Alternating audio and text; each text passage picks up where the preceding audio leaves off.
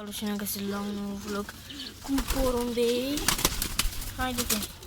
Aici avem mama la puiul ăsta și mai e încă un pui. Deci puiul ăsta și mai are un pui. Și puiul ăsta. Asta s-a băgat aici. Și puiul ăsta. Deci puiul ăsta și puiul ăsta. Și ei au din nou ouă.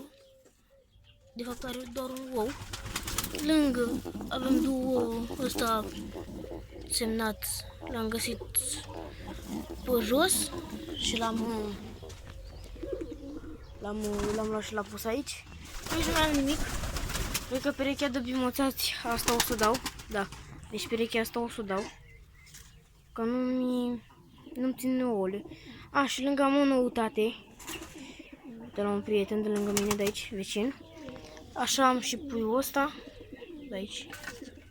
Și încă unul mai este. Deci puiul ăsta mi l-a dat ăla și mai e unul în spate. Frate de cui cu ăsta. Cu ăsta de aici. Frate de cui cu ăsta. E acolo în spate. Da, uite. Se vede și lui capul. Se vede că... Da, mă duc să-l... Uitați-l aici. Uitați-l. Ăsta. Uite-mă frumosile, mă.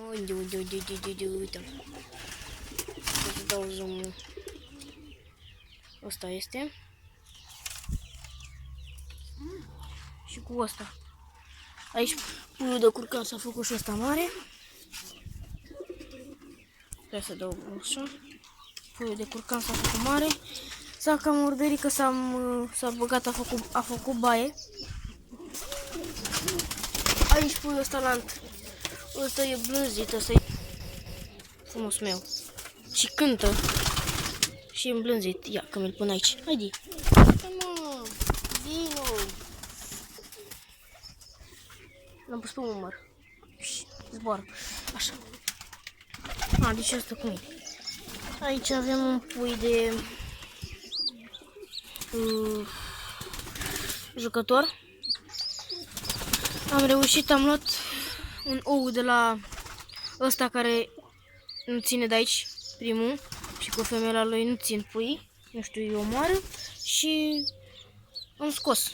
Am luat ou de la el, de fapt le-am schimbat.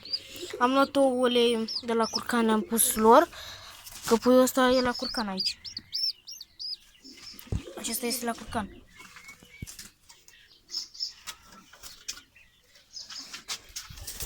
Uite-ți și pe ăștia. Are culoare mai deosebită. Mulți porumbei nu au așa. Ce să vă dau eu așa. Știu că cred că o să-l prind. Da, deci revin. Îl prind. Stai băi, uite. Are ca șoimă așa. Și are și aici pe cap. Și e și încălțat. Ăștia ieși și la zbor. Le-am pus în el, am uitat să vă zic. Asta e un băiat. De aici. Ăsta cred că e uleu. De ce nu zbor, mă, uite?